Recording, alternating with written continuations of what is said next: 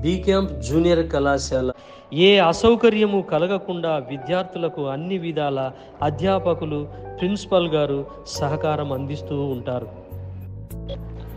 అదిగో చూడండి మన తెలుగు అధ్యాపకులు, యువతరం మెచ్చే యువ శంకర్ రెడ్డి గారు.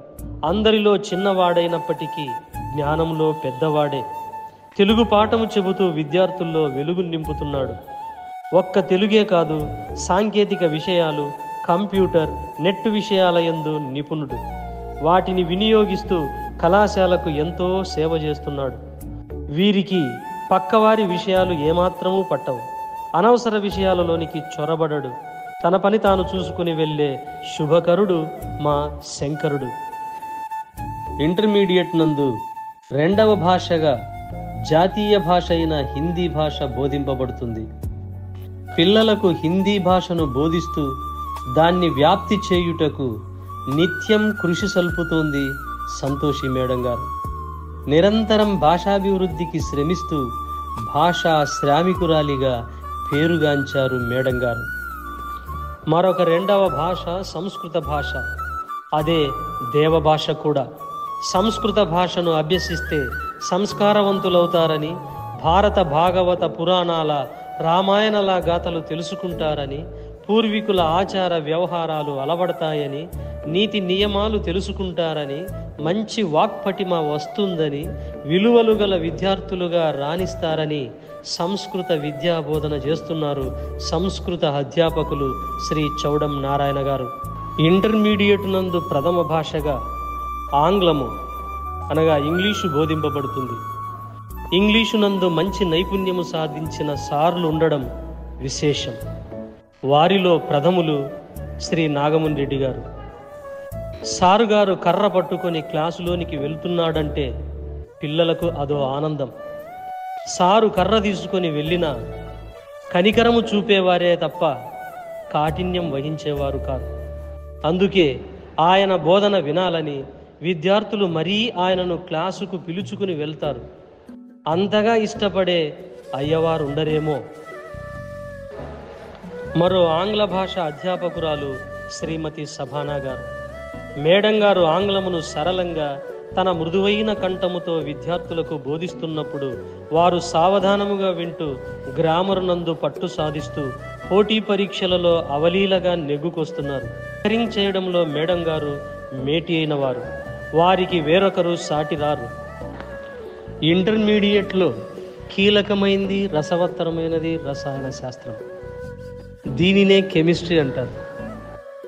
దీనిని బోధించే అధ్యాపకులు కూడా కీలకమైన వారే నరేష్ సార్ గారు.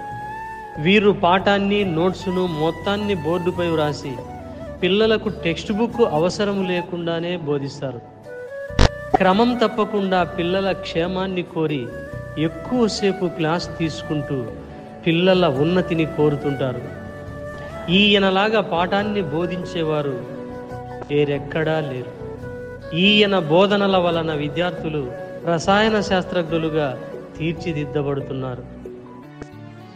భౌతిక శాస్త్రం, ఆంగ్లంలో ఫిజిక్స్ అంటారు. భౌతికం అనంతం. భౌతికాన్ని బోధించడం అంటే బతుకులను బాగుపరచడమే. భయం లేక నిర్భయంగా విద్యార్థులు భౌతికాన్ని అభ్యసిస్తున్నారంటే భయాన్ని పోగొట్టే అధ్యాపకుడు బోధించడమే.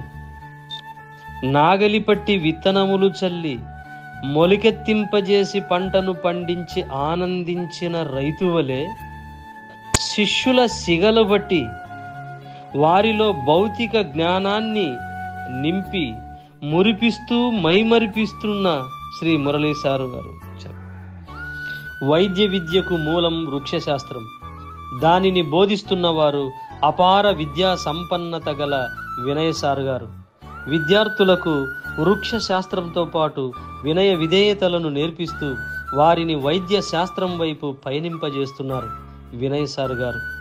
కార్పొరేట్ కళాశాలల కంటే మించి విద్యార్థులకు విద్యను బోధించి వారికి మంచి ర్యాంకులు తెప్పిస్తూ వారిని వైద్యులుగా స్థిరపడేలాగా చేస్తున్నారు. అంటే వీరి ప్రతిభ ఎంతటిదో మనం ఊహించవచ్చు. సారు ఆప్యాయతకు మారుపేరు. ఎంత అభిమానంగా నవ్వుతూ అందరినీ పలకరిస్తారంటే మాటల్లో చెప్పలేం.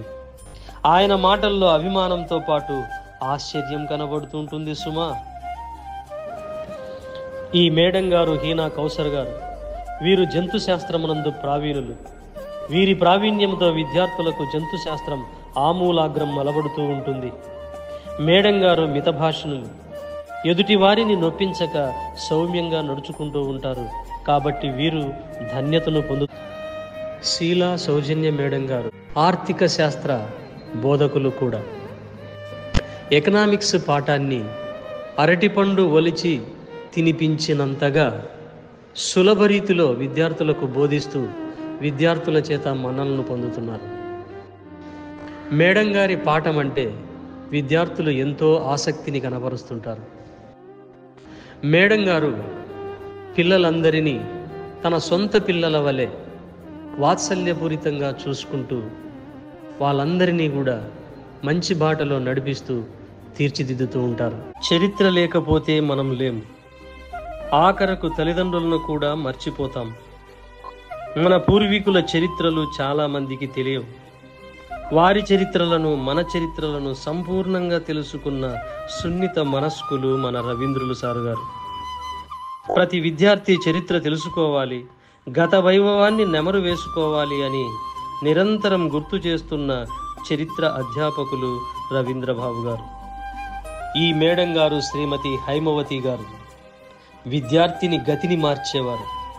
వాణిజ్య శాస్త్రంలో విద్యార్థులకు మెలకువలు బోధించి వారి జ్ఞానాభివృద్ధికి తోడ్పడుతున్నారు. విద్యార్థుల ప్రశంసలను పొందడములో వీరు ప్రప్రథములు. వీరి పర్యవేక్షణలో విద్యార్థులు వ్యాపారాలపై ఆసక్తిని పెంపొందించుకొని వ్యాపారవేత్తలుగా రాణించబోతున్నారు. విద్యార్థులను ఎంత ఆప్యాయంగా పలకరిస్తుందంటే నిజంగా ఆమెకు ఆమెనే సాటి. మేడం గారి బోధన కూడా సరళంగా, మహత్తరంగా సాగిపోతూ ఉంటుంది. అందుకే మేడం గారి క్లాసు అంటే విద్యార్థులు తప్పించిపోతూ ఉంటారు. అంతటి అభిమానాన్ని సంపాదించుకున్నారంటే మేడం గారు ధన్యులు. ఆరోగ్యమే మహాభాగ్యం అన్నారు. ఆరోగ్యం క్రీడలతోనే సాధ్యం. విద్యార్థి మానసిక జ్ఞానంతో పాటు శారీరక శ్రమ కూడా అవసరం. అది క్రీడలతోనే సాధ్యమవుతుంది. విద్యార్థి మానసిక ఉల్లాసానికి, వ్యక్తిత్వ వికాసానికి క్రీడలు ఎంతో ఆవశ్యకం. ఈ కళాశాల యందు కబడ్డీ, వాలీబాల్ మొదలగు క్రీడలన్నింటి యందు తర్ఫీదు ఇచ్చి జిల్లా, రాష్ట్ర, అంతర్రాష్ట్రాలకు విద్యార్థులను పంపిస్తూ వ్యాయామ అధికారినిగా పొగడబడుతుంది శ్రీమతి పద్మావతి గారు.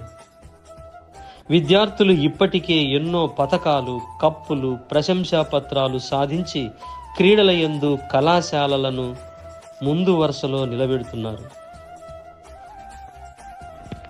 ఎన్నో పుస్తకాలు, గ్రంథాలు వీటన్నింటినీ ఎప్పటికప్పుడు సమకూర్చుకుంటూ విద్యార్థులకు అందిస్తూ వారిని జ్ఞానవంతులుగా తీర్చిదిద్దుతున్నారు గ్రంథాలయాధికారిని శ్రీమతి పద్మావతి గారు. గవర్నమెంట్ వారు ఇస్తున్న పుస్తకాలను పద్మావతి మేడం గారు విద్యార్థులను అడిగి మరీ వారికి ఇస్తూ ఉంటారు.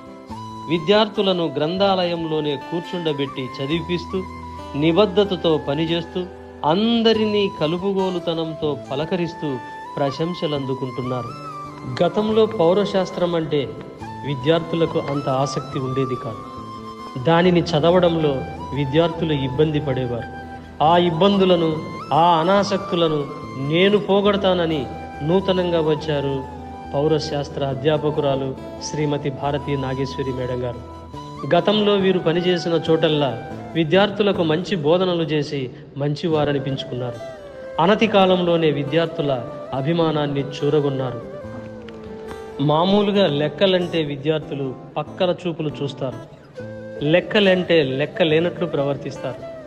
మీ లెక్కలన్నీ తేలుస్తానని, మీకు లెక్కలను మక్కువతో బోధిస్తానని ఉదయం 5 గంటలకే లేచి ఓర్వగల్లు నుండి 9 గంటల లోపే కళాశాలకు వచ్చి 9 నుండి గణిత క్లాసులు తీసుకుంటూ పిల్లల చేత ప్రముఖ అయ్యవారుగా లెక్కింపబడ్డారు శ్రీ బాబా ఫక్రుద్దీన్ గారు. వి క్యాంప్ జూనియర్ కళాశాలలో అధ్యాపకేతర బృందం వారు 2 కళ్ళు లాంటి వారు. వారిలో అధిక కంప్యూటర్ మరియు సాంకేతిక టెక్నాలజీని ఒడిసిపట్టిన అధికారి శ్రీమాన్ మల్లికార్జున గారు. వారి దగ్గరికి వెళ్ళినప్పుడల్లా తన పనిని వదిలిపెట్టి ఆప్యాయంగా అందరినీ పలకరిస్తూ అందరి పనులను చేసి పెట్టే మంచి మనీషి మల్లికార్జున గారు. నిరంతర శ్రామికుడు. జిల్లాలో ఎవరి శాలరీ బిల్లు కాకపోయినా వి క్యాంపు కళాశాల బిల్లు మాత్రం అయిపోయి ఉంటుంది. అంటే ఏ తప్పు లేకుండా బిల్లు పెట్టే మునగాడు మల్లికార్జునుడు. నిక్కచ్చితనం, నిజాయితీతనం వంట పట్టించుకున్న మహానుభావుడు మల్లికార్జున సార్ గారు. ఎంతటి అధ్యాపకేతర బృందం ఉన్నదో కళాశాలలో మీరు గమనించవచ్చు. వారే కాదు, ఇంకా చాలామంది ఉన్నారు. వారిలో మరొకరు ప్రముఖ వెంకటరాముడు సారు గారు.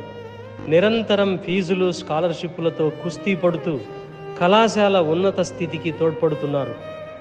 వారే కాకుండా ఆదిలక్ష్మ, నాగిరెడ్డి, అల్లాబకష్, గోవిందు గారులు నిత్య శ్రామికులు.